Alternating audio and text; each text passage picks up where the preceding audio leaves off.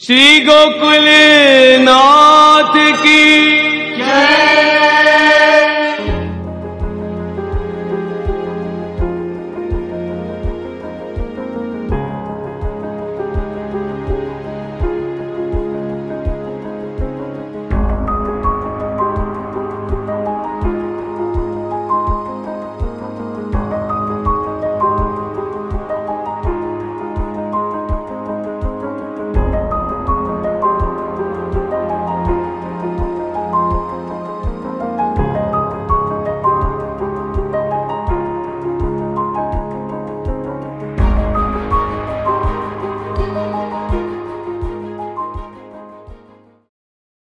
जैसे वहां ब्रजस्वामिनी ये कह रही हैं कि हम यहाँ आ गए, अब चाहे आपकी जितनी भी आज्ञा है पर हम यहाँ से जाएंगे नहीं। ऐसे ही यहाँ श्री महाप्रभु के मन में, उनके अंतःकरण में ये बात आई कि अब तो ये भागवत की विवृत्ति, ये भागवतार्थ प्रकट करनो ही है। ये आग्रह यहाँ बीच में आ गयो। और इति अस्मिन अर्थे यहां ये समझाना चाह रहे हैं श्री महाप्रभु अंतःकरण को, क्या बात घटित भई। श्री महाप्रभु ये कह करके कि ये बीच में क्या चीज आई कि जाके कारण मुझको ये निर्णय लेना पड़े और भगवद आज्ञा को उल्लंघन भयो। वो ये बात थी कि संपूर्ण श्री भागवत विवृत्तिम साधयिष्यामि, और ये साधयिष्यामि मैं वो भागवत की विवृत्ति, पहले 3 तो हो गए और फिर 10वें पे आ गए। ये नहीं, 10वें नहीं, मैं तो पूरे भागवत पे वाके निगूढ़ अर्थ को, वाको परम रहस्य में कहूंगो। ये धर्मी मार्ग से जुड़े होने की जो भाव प्रौढ़ी है, वाके कारण ये आग्रह, हठाग्रह आ गए बीच में। वो जब ये आ गए और जाके कारण ये भगवद आज्ञा को उल्लंघन भयो करके श्री महाप्रभु ये कह रहे हैं, अपने अंतःकरण को समझा रहे हैं कि ये तो विपरीत बात हो गई। वैपरीत्याद अनुचित, और विपरीत भाव होने के कारण ये अनुचित हतो, ये नहीं करना तो, ये विपरीत होने के कारण अनुचित हतो।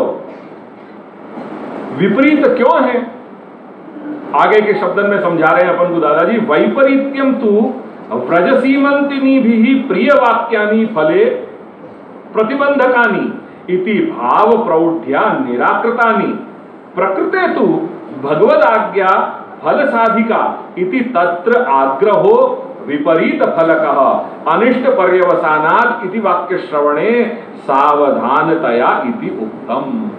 2 बात थी, 2 प्रसंग चल रहे थे श्री ब्रजस्वामिनी को कि वहां पे भी भगवत आज्ञा को उल्लंघन किया और स्ववीर्य संपत्ति सिद्ध करी, और यहां श्री महाप्रभु ने भगवत आज्ञा को उल्लंघन किया।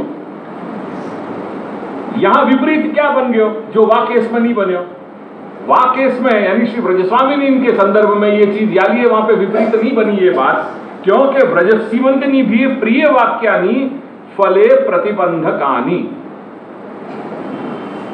वो फल के कॉन्टेक्स्ट में, फल के संदर्भ में वहां उनके जो वाक्य थे, कौन के, श्री प्रभु के वाक्य जो हैं, वो उनके लिए फल श्री ब्रजस्वामिनी को जो मिलने वाला जो फल है तो भगवद रस को, वो भगवान के वाक्य के तुम अब जाओ यहां सु, या समय घर लौटो, ये जो भगवान के वाक्य हते वो ब्रजस्वामिनी के फल में प्रतिबंध रूप हते।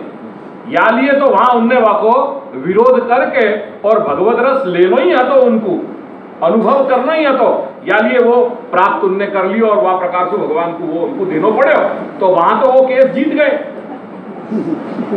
वहां तो केस जीत गए। यहां क्या प्रॉब्लम आ रही है, यहां विपरीत भाव कैसे हो गया कि यहां तो कल वाली बताई जो एक तरफ काई है और एक तरफ जो है वो कुआ है और एक तरफ खाई है, ये परिस्थिति आ गई। क्यों? क्योंकि दोनों तरफ भगवत आज्ञा अगर हठाग्रह रख भी रहे हैं तो वो हठाग्रह रखने में वहां तो भगवत प्राप्ति हो गई, यहां भगवत प्राप्ति नहीं हो रही है। यहां भगवत प्राप्ति नहीं हो रही है भगवान की आज्ञा होने के बावजूद। भगवान ने तो 2 बार बुला लियो कि भैया आ जाओ स्वर्ग, वहां तो भेज रहे हैं कि नहीं तुम जाओ, यहां पे 2 बार बुलाए कि अब मेरे पास आओ, मुझे आपकी आवश्यकता है। 2 बार बुलाने के बावजूद वहां पे आज्ञा को उल्लंघन कियो, या लिए यहां अपने अंतःकरण को समझा रहे हैं कि वैपरीत्याद अनुचित, वो विपरीत भाव हो गया यहाँ, क्योंकि वहां तो वो फल मिल भी गया, यहाँ तो भगवत प्राप्ति रूप फल तो मिलेगा नहीं। मैक्सिमम क्या हो पाएगा कि वो भागवत को जो व्याख्यान है वो हो पाएगा, पर वो भागवत के व्याख्यान करने में संतोष कौन को है? मेरो होएगा, भगवान को नहीं होएगा। ये या लिए वैपरीत्याद अनुचित करके वो अंतःकरण को कह रहे हैं, श्री महाप्रभु समझा रहे हैं कि सावधानतया शुणु। ये थोड़ा एक और डीप, थोड़ा और नीचे गहरा उतरना हो, सतह पे जवाब दे दियो ना। अपने लिए परम फल क्या है? जैसे श्री ब्रज स्वामी जी के लिए परम फल जो है वो भगवत प्राप्ति बताइए। अपने यहाँ क्या परम फल है? दादाजी के चरणारविंद के रजकण अपने माथे चढ़े, ये अपनो परम फल है। यासु बड़ो अपने लिए कोई फल नहीं है। अपना जो भी वैकुंठ मानो, अपनी नित्य लीला मानो, जो मानो सो अपनी ये है बस। मंतिनी भी प्रिय वाक्यानि फले प्रतिबंधकानि इति भाव प्रौढ़्या निराकृतानि। और प्रकृति, जो प्रकृति विषय है श्री महाप्रभु को जो प्रसंग चल रहा है वहां में तो भगवद आज्ञा, क्योंकि दोनों ही आज्ञा हुई है।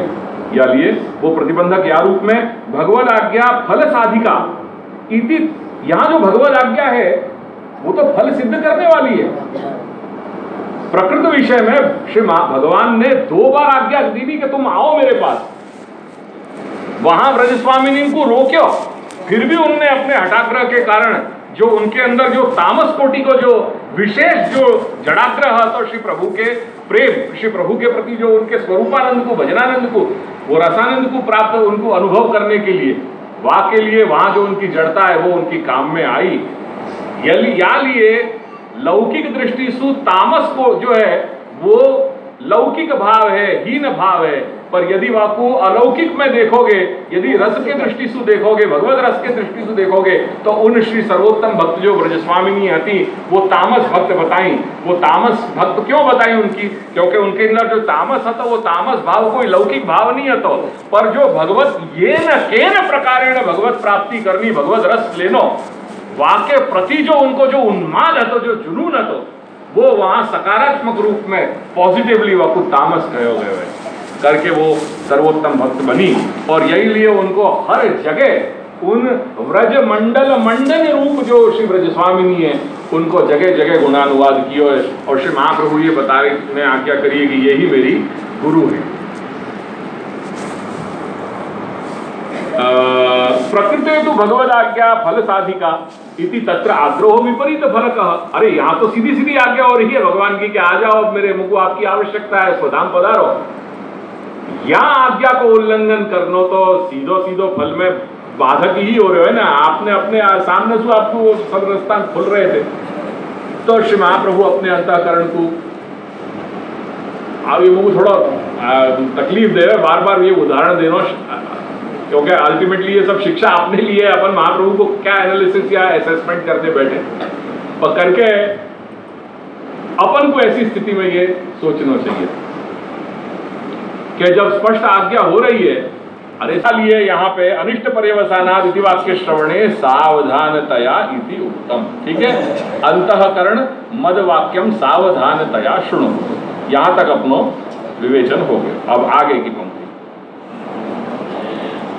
अब दादाजी आज्ञा कर रहे हैं कि कदाचित अति प्रौढ़्या, अगेन कई बार जीवन में ऐसा आवे कि अपन ऐसा दुस्साहस कर बैठे, या प्रकार को दुस्साहस कर बैठे।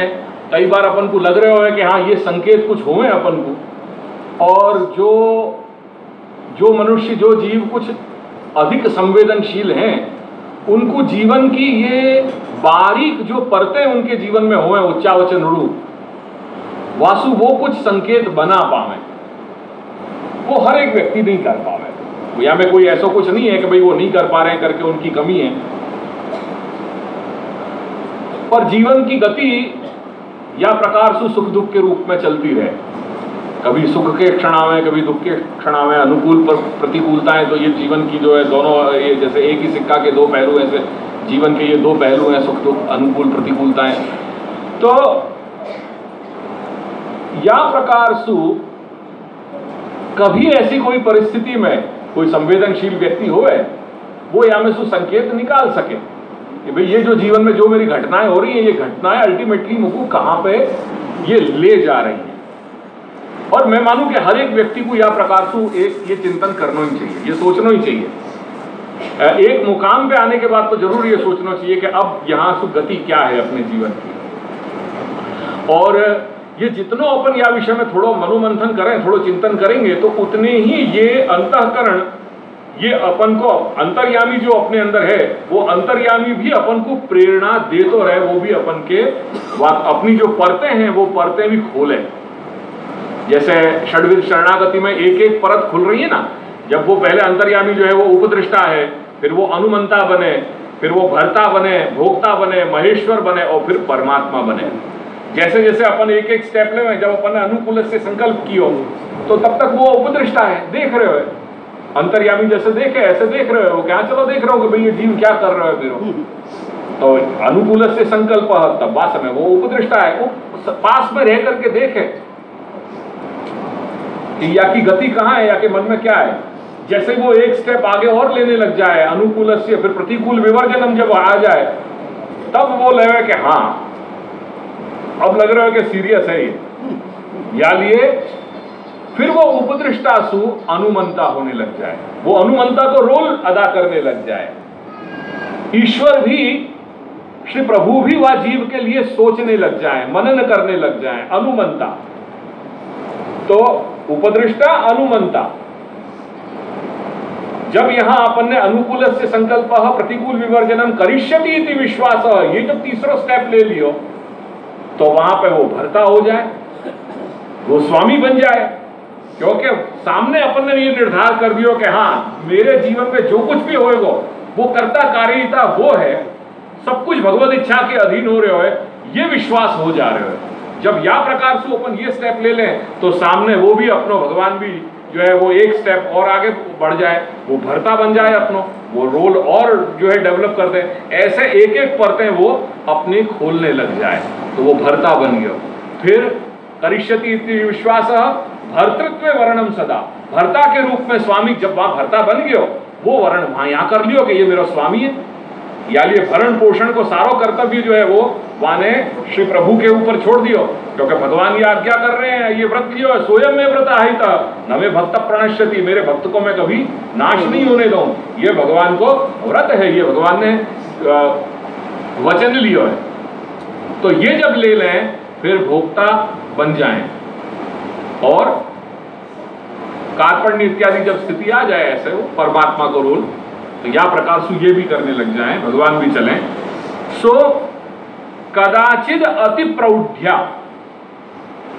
धर्मी मार्ग, अगेन क्योंकि हम धर्मी मार्ग से रिलेटेड हैं और स्नेह को अतिरेक है, या लिए कभी प्रौढ़ी भाव आ रहे हो तो कभी वो प्रौढ़ी भाव की इंटेंसिटी आ रही है, वहां में उछाल आ रहे हो। और कदाचित अति प्रौढ़्या विलंब करणे बाधकम, वहां मोमेंट पे जब हमने ये डिसाइड कर लियो, वहां मोमेंट पे जब हमने ये डिसाइड कर लियो कि हम ये निर्णय, ये हम ये रास्ता पे जाएंगे, ले लियो कि हम या मार्ग पे जा रहे हैं, ये रास्ता पे जा रहे हैं करके फल विलंब करने, तो कहीं ना कहीं क्या मन में भाव आएगा, भगवद आज्ञा हती ये, पर भगवद आज्ञा के विपरीत हमने कुछ निर्णय ले लिए, एंड देयरफॉर अब भगवान, यदि भगवान को बुरी लग गई, उनको लगे कि या भक्त ने, मैंने यहाँ के लिए सब रास्ताएं खोले फिर भी यानी मेरी आज्ञा को अब की अवहेलना करी, मेरे संकेत यानी उन संकेतन पे ध्यान नहीं दियो करके मेरा अपमान किया है, यानी या प्रकार की यदि अति प्रौढ़्या अगर ये भाव अपने अंदर उपस्थित हो जाते होए तो वह स्थिति में विलंबम आगे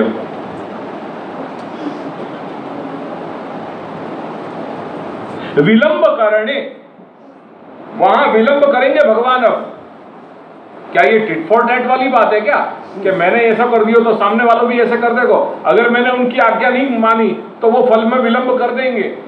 यदि ऐसे कहीं अविवेक के अपन को विचार भी आ जाए तो अपन को अपने अंतःकरण को समझाना चाहिए सावधानता सु कि नहीं, ये विचार अपने लिए दोष रूप है, पाप है, ये अपन को सोचना भी नहीं चाहिए। क्यों? कृष्णात् परम नास्ति दैवम वस्तुतो दोष वर्जितम। भगवान है, वो देवादिदेव है, उनके चित्त में कैसे ये वो अपराध भाव या अपमान वाली बात उनके चित्त में कहां आ भी सके? उनके तो हम सब जीव मात्र, उनको हम सब कुछ उनके द्वारा ही तो पुष्ट हो रहे हैं। वो तो परम पिता है, वो परमात्मा है। तासाम ब्रह्म महद योनिरहम बीज प्रदः पिता। ये ब्रह्म जो है, ये सारो अखिल कोटि सर्जन है, ये सारो ब्रह्मांड जो है ये मेरो सर्जन है, और या ये योनि में, ये महद योनि में बीज प्रदान करने वालों मैं पिता हूं। तो वहां तो पोष्य पोषक भाव संबंध तो अपनो जन्म जात सिद्ध हो रहा है। अपन तो जन्मे दास हैं, और मालिक अपनो, वो सब कुछ अपनो विचार करेगो करके ऐसे भाव भी अपन को क्यों आने चाहिए? या प्रकार सु अपन को अपने अंतःकरण को सावधानता सु सुन के अपनी ये अंतर की आवाज सुना करके और प्रबुद्ध करने को प्रयास करो। अगर प्रौढ़ी भाव कभी उपस्थित हो रहे तब भी, और कभी वो प्रौढ़ी भाव को वो भावातिरेक के कारण जब ऐसे या ऐसे अविवेक वाले विचार आ जाते हों कि भगवान ने कियो क्या, मेरे जीवन में कष्ट ही तो कष्ट आए, ये हो गया वो हो गया, मैं भगवान को नहीं मान रहे हो, ऐसा अविवेक कभी कर भी मत बैठियो। हो है, ये तो मैंने तो खूब देखे है, मैंने खूब सुनियो है, खूब लोग आए, जब लोग मिले वैष्णव जब आमे कुछ भी समस्याएं लेकर के, तो वहां में मैंने खूब देखियो है कि बिल्कुल ऐसी ऐसी छोटी मोटी परिस्थितियां आवे और वहां में बिल्कुल टूट जाए, हताश हो जाए, बिल्कुल मन सु बिल्कुल विकलांग हो जाए, ऐसी स्थिति में आवे, जरा जीवन में कष्ट आयो नहीं। ये क्यों? क्योंकि अपनो दृढ़ स्वाचार्य संशय नास्ति, भगवत आश्रय अपनो दृढ़ नहीं है। या लिए हर जगह जहां जीवन में जरा कष्ट आयो और वो जरा झंझावात आयो और अपन हिल जाए, अपनी सारी श्रद्धा जो है वो काफूर हो जाए। ये तो मैंने जीवन में कई बार देखे हुआ। कोई एक ही कारण है कि अपनो आत्मबल जग्यो नहीं है, अपने अंदर आत्मबल की कमी है। ये सब जो हुआ हो रही है, ये जो हो रहे हैं, ये सब जो तकलीफें हैं, ये सिर्फ अपने आत्मबल की कमी के कारण है। करके कृष्णात् परम नास्ति दैवम, कृष्णात् फल रूपात् परम नाम अतिरिक्तम दैवम परम इष्ट रूपम नास्ति। कृष्ण से बड़ो देवादिदेव कोई नहीं है, ये मान करके उनके चरणारविंद में श्रद्धा रख करके कि जो कुछ भी होएगा मेरे लिए सब कुछ वो ही मेरे सब सिद्ध करेंगे, ऐसो दृढ़ भावना अपनी ऐसी रखनी चाहिए। क्यों रखनी चाहिए? क्योंकि यहां पे श्री महाप्रभु ने देव शब्द को प्रयोग किया है। कृष्णात् परम नास्ति दैवम, ये जो दैव शब्द है ना, मतलब देव, ये संस्कृत के दिवु धातु में से बने हुए। कौन सा धातु है? दिवु धातु। और दिवु धातु के 10 अर्थ हैं। वो 10 अर्थ कौन से हैं? विजिगीषा, व्यवहार, द्युति, स्तुति, मोद, मद, स्वप्न, कांति, गति। और ये 10 अर्थ में ये देव शब्द यदि कहीं सार्थक हो रहे हो तो श्री प्रभु में ही सार्थक हो रहे हो, भगवान में ही सार्थक हो रहे हो, और कहीं ये सच्चे रूप में घटित नहीं हो रहे हो भाषा विज्ञान की दृष्टि से। करके दादाजी ने ये 10 अर्थ यहाँ जो भगवान श्री कृष्ण में घटित हो रहे हैं दिवु धातु के, यानी सच्चो देव कौन है? तो भगवान श्री कृष्ण ही सच्चो देव हैं, सच्चे देव हैं। ये बात यहाँ पे दादाजी ने इन 10 अर्थन को घटित करके समझाई है।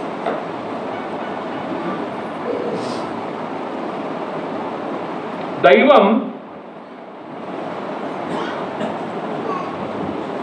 दैवम इति,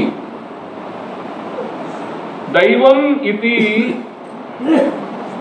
पदाद दिवु धातु उक्ताः सर्वेप्यर्थाः अत्र विवक्षिताः। विवक्षा यानी कहने की इच्छा। यहां पे 210 अर्थ भगवान में घटित हो रहे हैं, ये तात्पर्य यहां श्री महाप्रभु को है। करके श्री महाप्रभु ने अपने अंतःकरण को प्रबुद्ध करने के लिए भगवान श्री कृष्ण के नामोल्लेख कियो, और करके जो उनको देव बतायो वो सच्चे अर्थ में यहाँ देव बतायो है। जो 10 अर्थ यहाँ उन्हीं में घटित होंगे और कोई देवता में ये घटित नहीं हो सके। वहां औपचारिक रूप से उपलक्षण विधया वहां वो प्रयोग है कि भाई ये महादेव है, ये गणेश जी हैं, ये सब देवी देवता हैं, तो वहां जो देव शब्द है वो उपलक्षण विधया वो उपलक्षण विधेय वहां पे प्रयुक्त है। सच्चे अर्थ में जो देव शब्द के जो 10 अर्थ हैं भाषा विज्ञान की दृष्टि से, वो यदि कहीं घटित होते हो तो श्री कृष्ण में ही घटित हो रहे हैं। वो बताए हैं सबसे पहले तव धर्मी मार्ग क्रीड़ा स्थानम इदमेव, क्योंकि सबसे पहला अर्थ जो है दिवु धातु को है, वो दिवु धातु क्रीड़ा के अर्थ में आ रहे है, और क्रीड़ा मतलब अपने यहाँ भगवत लीला। तो अपने यहाँ लीला कैसी बताई है? अत्र धर्मी मार्ग क्रीड़ा स्थानम इदमेव, ये जो धर्मी मार्ग है वह धर्मी मार्ग के क्रीड़ा को जो स्थान है, जो लीला को स्थान है, लीला को जो आधार है, लीला को अधिकरण है, वो कौन है? भगवान श्री कृष्ण। क्योंकि जो भी लीला हो रही है, सभी लीलाएं श्री प्रभु कृष्ण में ही हो रही हैं, उनके द्वारा ही हो रही हैं, उनमें ही घटित हो रही हैं। तो जो क्रीड़ा है, धर्मी मार्ग क्रीड़ा स्थानम इदमेव, वो यही है करके भगवान कृष्ण में ये क्रीड़ा वाचक जो देव शब्द है दिवु धातु को, वो यहां सार्थक हो रहे हैं। अब दूसरा है विजिगीषा। जब क्रीड़ा होवे ना, तो क्रीड़ा में हार जीत होवे, क्रीड़ा में हार जीत होवे, और विजिगीषा यानी जीतने की इच्छा, जीतने की इच्छा करके ये मार्ग में जो भगवत लीला हो रही है, वो भगवत लीला में परस्पर श्री स्वामिनी और श्री प्रभु के बीच जो घटित हो रही है लीला, वहां में भी कहीं ना कहीं विजिगीषा उभय पक्ष में घटित है। या लिए अपने यहां याद करो, सूर सुरत संग्राम जीत दो, याद है? शयन के कीर्तन है सूर सुरत संग्राम। ये क्रीड़ा जो है वो कैसा है? वो सुरत संग्राम है। ये तो सूर सुरत संग्राम जीत दो, पौड़े पल का संग। तो ये क्रीड़ा को अपने यहां जो भाव बताया हुआ में विजिगीषा भी रही भई है, जो दिवु शब्द को अर्थ है करके यहां परस्पर नायक नायिका की जो अत्यंत रसात्मक जो क्रीड़ाएं हो रही हैं, जो लीलाएं हो रही हैं, वहां परस्पर जो बंध रतिबंध इत्यादि बताए हैं, उनके द्वारा एक दूसरे को उपमर्दन करने की भावना से यहां विजिगीषा भी स्पष्ट दिखाई दे रही है करके, वो भी कृष्ण में ही ये भाव घटित होएगो दिवु शब्द को। विजिगीषा भी अत्र एव। तीसरा कह रहे हैं कि भक्तेन सह स्वमार्गीय व्यवहार होती। ये भक्तेन सह जो ब्रैकेट में है, या कुछ दोनों जगह लगा सको, वो विजिगीषा में भी जा सके और यहां स्वमार्गीय व्यवहार में भी जा सके। अब तीसरा अर्थ जो दिवु शब्द को है वो है व्यवहार। अपन ने 3 अर्थ देख लिए। कौन सा? पहला है क्रीड़ा, दूसरा है विजिगीषा, तीसरा है व्यवहार। तो जो व्यवहार हो रहे है वो व्यवहार स्वमार्गीय जो भक्त हैं, उनको स्वमार्गीय भक्तन को व्यवहार कौन के साथ है? प्रभु के साथ ही है। हमको और कोई देवी देवताओं के साथ कोई व्यवहार नहीं है। हम तो एक ही जान है, जो नायना आज्ञा करें कि तेरी जिक्र से, तेरी फिक्र से, तेरे नाम से, तेरे काम से। तो हमारी जिक्र, हमारी फिक्र, हमारा नाम, हमारा काम वो एक सुई है, और वो है भगवान कृष्ण से, दादाजी से, श्री गोकुलेश। बस 4 अक्षर से गुड़ गुड़ांतर महामंत्र फलदायी है। ये 4 अक्षर अपने लिए महामंत्र तो यही है, गोकुलेश। यासु बड़ो कोई अपने लिए महामंत्र नहीं है।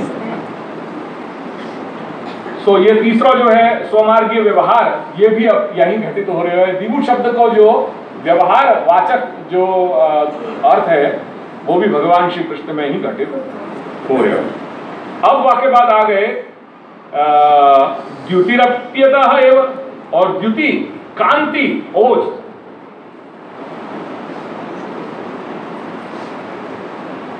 अब कई बार क्या हुआ है, ये सब ऐसे उद्भट या में भाव बताए गए हैं, और आपको मर्यादा आ जाए कि वो सबन को तुम लोगों के सामने क्या खोले।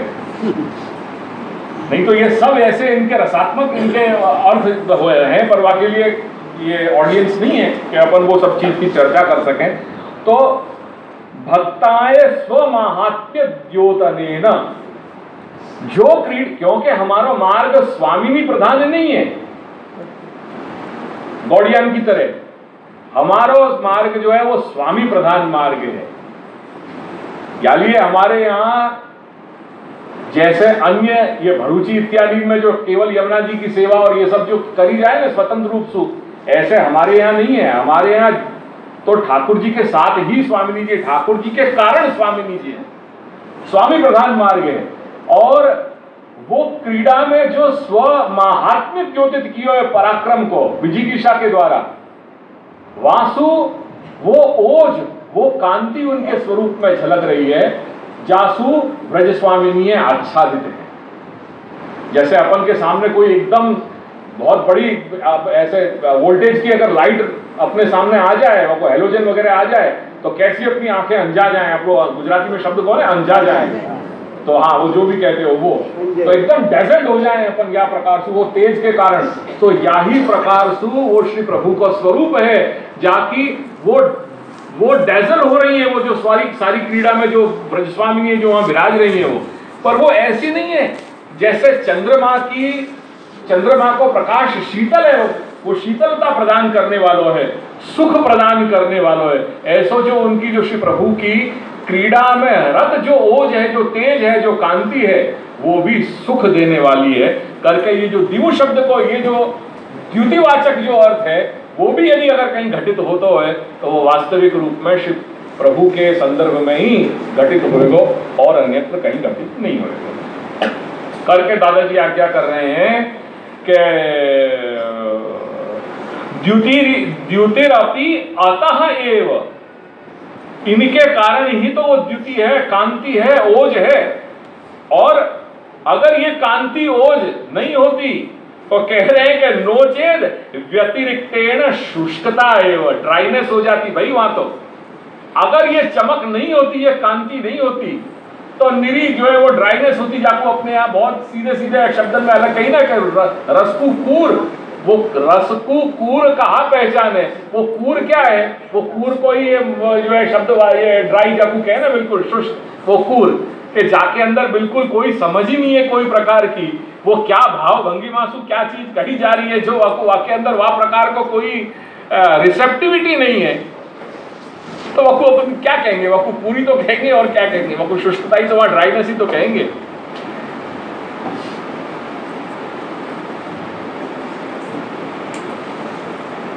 सो नोचेद व्यतिरिक्तेन शुष्कता एवं करके द्युतिपरक जो अर्थ है वो भी सच्चे रूप में, सच्चे अर्थ में श्री प्रभु में ही घटित होएगो। अब आ जाओ आगे स्तुति। अब ये द्युति को, दिवु शब्द को, दिवु धातु को कौन सा अर्थ है, स्तुति।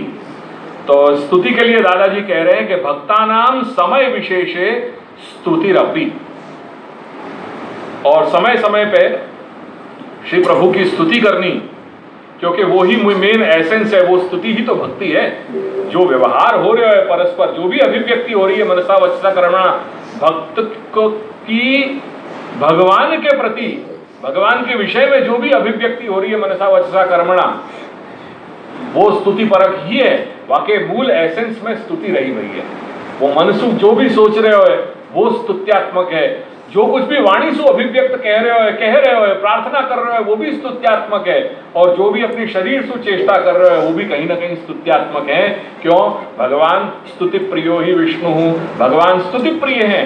वो ये चाहें उनको स्तुति उनकी अच्छी लगे, वो चाहें कि मेरे भक्त मेरी स्तुति करें करके भक्ता नाम समय विशेषे स्तुतिरपि, समय समय पे भगवत स्तुति भी होनी चाहिए। और करके स्तुति को, स्तुति परक जो दिवु शब्द है, दिवु धातु को अर्थ है, वो भी श्री प्रभु के अर्थ में ही सच्चे रूप में घटित हो रहे हो।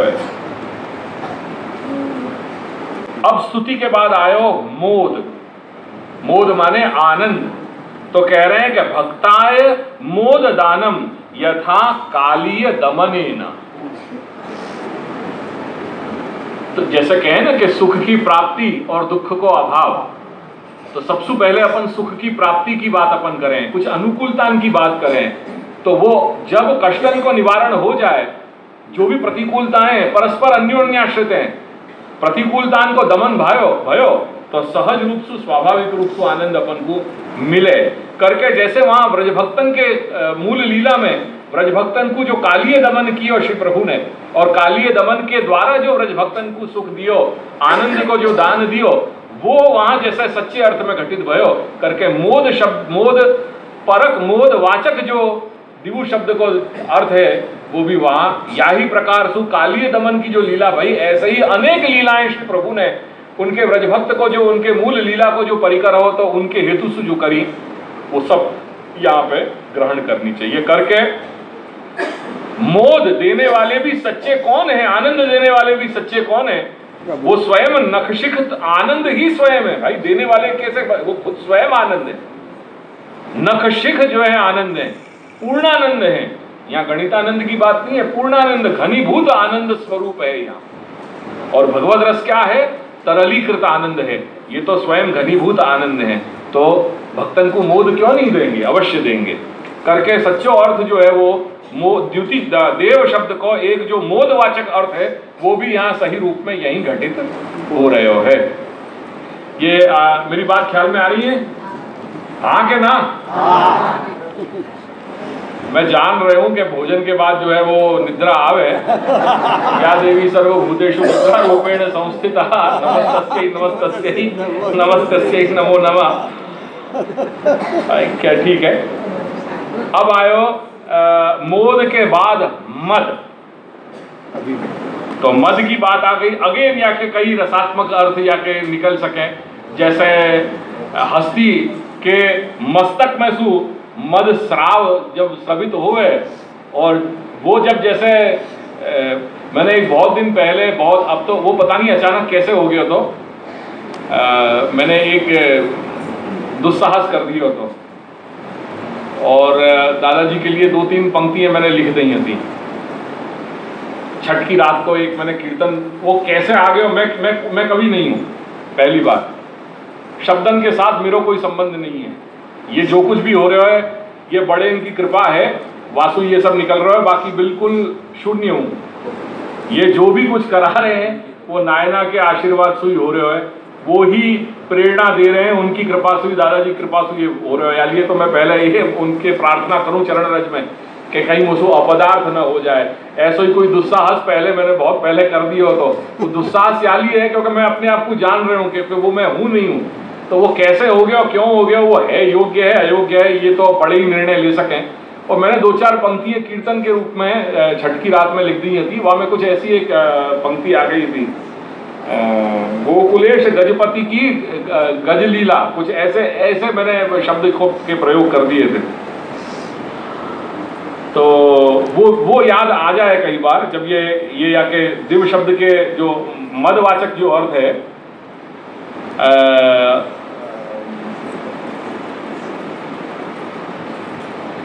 परम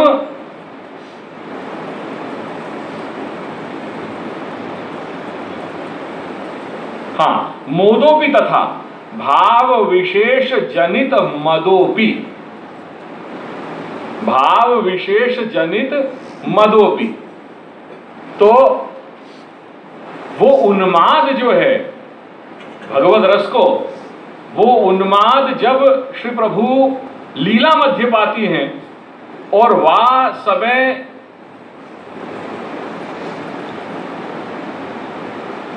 वो मद को उत्तुंग भाव यहां समझाया है। मैं यहां से ज्यादा आगे कुछ नहीं कह रहा हूं अभी। अब आगे आ जाओ, परम निर्वृत्ति जनित स्वप्नोपि, परम निर्वृत्ति जनित स्वप्नोपि।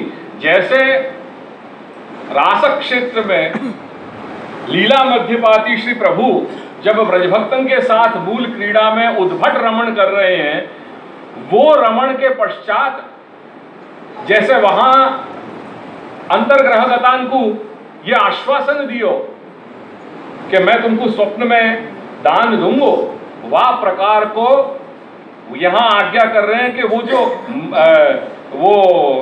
स्वप्न के अर्थ में, अब या को दिवु को कौन सा अर्थ है, स्वप्न। तो वो स्वप्न में ये सच्चो ये सार्थक कैसे हुए, तो यहां बता रहे हैं कि परम निर्वृत्ति जनिता निर्वृत्ति यानी आनंद। तो परम आनंद प्रकट करने वालों जो स्वप्न है वो भी यही है।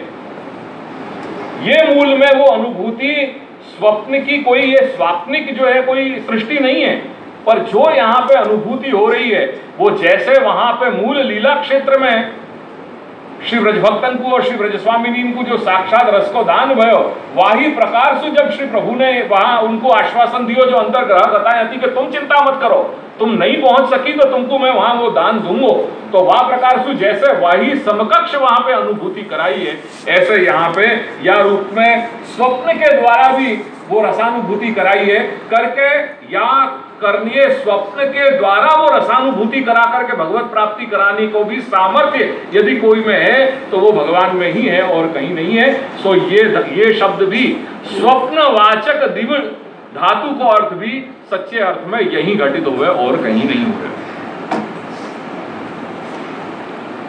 स्वप्नानंतरम, स्वप्न के बाद भाव विशेष सूचक कटाक्ष सूचित रसेच्छा अपि, स्वप्न के पश्चात जो स्वप्न में संकेत श्री प्रभु ने दान दिए, याद करो श्री यमुनाष्टक को, जहां श्री यमुना जी अपने आगमन के स्वरूप को श्री महाप्रभु जैसे श्री यमुना के जैसे नायक, जब नायक के द्वारा संकेत मिल जाए कि ये संकेत स्थल की रचना करिए या संकेत स्थल पे पहुंचना हो, तो कैसे वहां के हाव भाव में पूरे गात्र में शिथिलता आ जाए, वहां में रोमांच हो जाए, या ही प्रकार से, और वो पूरा वर्णन वहां बतायो है। कलिंदगिरी मस्तके पततमंद पूर्वज्वला, तो जो अमंद जो है गति जो बताई गई है, और वो कैसे कि चट्टानन को जो है वो उछालती गई फेंकती गई जैसे प्रिया के मिलन के लिए आतुर होते गए, और दोला की जैसे गति है वह प्रकार से जो श्री प्रभु श्री यमुना जो है वो ब्रज की तरफ जो है पधार रही है, तो वो जो पूरी अमंद गति को वर्णन वहां ऐसे सुंदर रूप में श्री महाप्रभु ने किया है कि कलिंदगिरी मस्तके पतद अमंद पूर्वज्वला, और जाके पूर के कारण श्याम होते भई भी वो उज्ज्वल स्वरूप धारण कर रही हैं।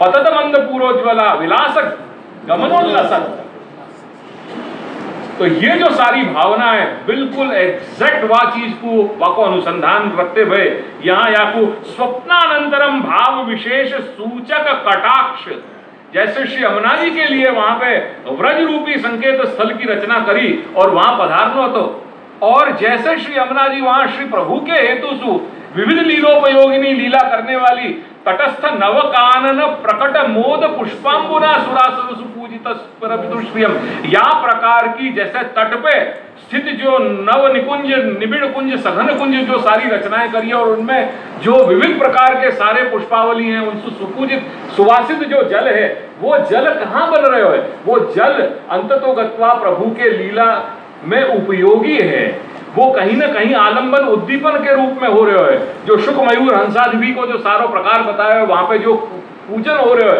वो पूजन भी कहीं ना कहीं या रस की प्रक्रिया को उद्बुद्ध करने के लिए हो रहे है। ऐसे ही यहाँ पे भी वहां जैसे वो संकेत स्थल है, तो यहाँ कह रहे हैं कि स्वप्नानंतरम भाव विशेष सूचक कटाक्ष सूचित रसेच्छापि, तो यहाँ पे